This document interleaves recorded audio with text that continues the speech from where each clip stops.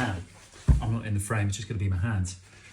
You need yourself a sharp knife with a little bit of flex, decent chopping board with a tea towel underneath it, stop it from sliding around, and some paper towel. A dry fish is going to make your life way easier. But sharp knife, pectoral fin. I'm just going to cut it like a 45-degree angle, straight down, cut all the way through there. Then what we're looking to do is down the spine, make one long incision. Once you break the skin, we're going for like one nice long cut all the way down the bass. I start on this side, and what I'll do is I'll get to about that point there, halfway through the fish, and I'll stop and I'll flip the fish over.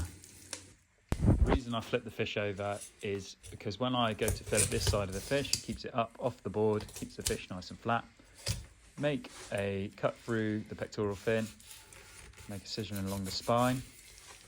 I tried scaling this bass while it was dark, hence why it's caused me a little bit of trouble here, because I've missed a few scales. If it had been scaled properly, my knife would be cutting straight through it. But try and make a nice long cut all the way down the spine, if possible, and start peeling that flesh away from the skeleton. You want to be able to hear the knife running along the bone. Take your time with this process. Honestly, the more flesh you can get off the fish, the better. He was a 60-centimetre bass, but the belly, as you can see, was really thin and full of worms. So I trimmed that off to give myself just a nice long fillet of bass.